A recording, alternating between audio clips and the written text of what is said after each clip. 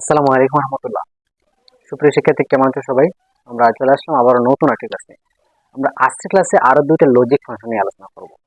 তাহলে চলো আমরা শুরু করি। তোমরা এক নাম্বার দেখতে পাচ্ছ, আমাদের এখানে আছে X Y plus X not Y plus এক, এবং দুই নাম্বার আছে এ বি তারপর ফুল বার।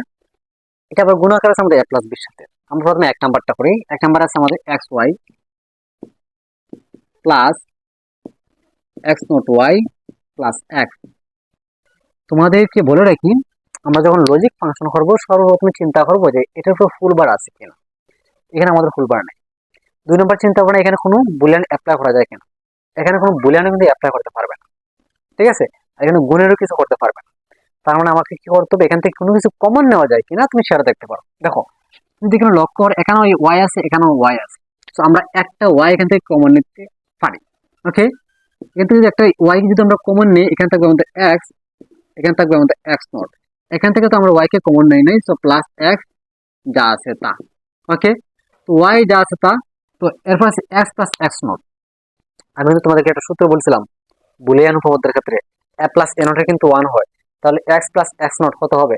সেক্ষেত্রে কিন্তু আমাদের ওয়ান হবে। তো এক্স প্লাস এক্স নট মানে হচ্ছে আমাদের ওয়ান প্লাস এক্স। তো দেখো, ওয়াই আর ওয়ান যদি আমরা গুণ করি তাহলে ওয়াই হবে প্লাস এক্স। তুমি এটা এক্স প্লাস ওয়াইও লিখতে পারো।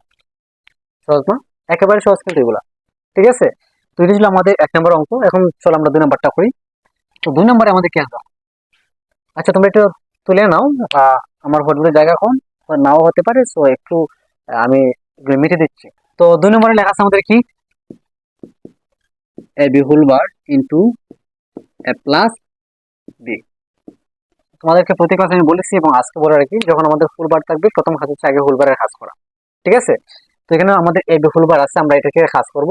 তো তোমাদের সুবিধার জন্য বলে রাখি, আমাদের কিন্তু একটা সূত্র ছিল, আমাদের যখন কোনো কিছুর উপর ফুল বার থাকে এবং ফুল বারটা যুগকে যদি আমরা ব্যাঙ্গে ফেলি, যদি গুণ থাকে গুণের উপর যদি আমরা ব্যাঙ্গে ফেলি তাহলে গুণের পরিবর্তে যাবে যুগ, এবং যুগের উপর যদি আমরা ব্যাঙ্গে ফেলি তাহলে যুগের পরিবর্তে যাবে গুণ।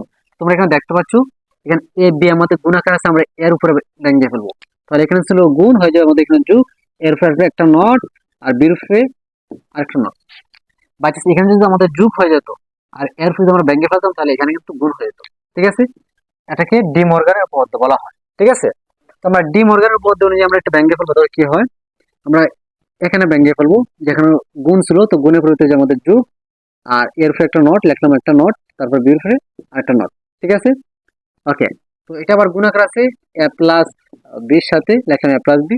তো এখন আমরা লক্ষ্য করি, এ নট প্লাস বি নট কিন্তু এ প্লাস বির সাথে গুণ আকার আছে, আমরা সরাসরি গুণ করে ফেলবো। প্রথমে এ নট দ্বারা দুইটাকে গুণ করবো। এ নট দিয়ে যদি আমরা একে গুণ করি হবে এ ইন্টু এ নট, তারপর আছে প্লাস এ নট দিয়ে যদি আমরা বি কে গুণ করি তাহলে হবে এ নট বি।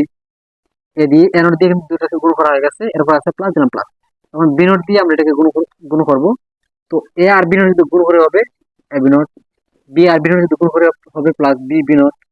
ওকে, তো এ এ নট কি বলেছিলাম তোমাদেরকে, যখন এ নট কিন্তু একটা সূত্র কিন্তু আছে, এ ইন্টু এ নট মানে হচ্ছে জিরো। আমরা কিন্তু লিখতে পারি এ ইন্টু এ নট সমান zero plus A not B যা আছে তা প্লাস এ বি নট, ঠিক আছে, প্লাস বি বি নট।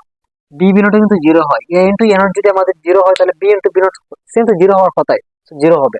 এখন কি আছে দেখো, এখানে A not B plus A B not, ঠিক আছে।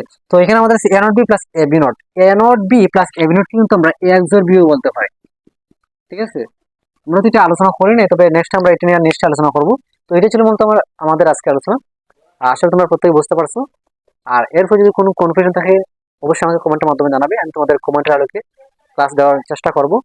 আর যদি তোমাদের ক্লাসগুলো ভালো লেগে থাকে অবশ্যই চ্যানেলটা সাবস্ক্রাইব করে রাখবে, আর যদি ফেসবুক পেজটা দেখো থাকো অবশ্যই পেজটাকে ফলো করে রাখবে। আর অবশ্যই বন্ধুদের মধ্যে ছড়িয়ে দিতে ভুলবে না। দেখা হচ্ছে নতুন কোনো ভিডিওতে। এ পর্যন্ত সবাই ভালো থাকো, সুস্থ থাকো। ধন্যবাদ সবাইকে। আসসালামু আলাইকুম রহমতুল্লাহ।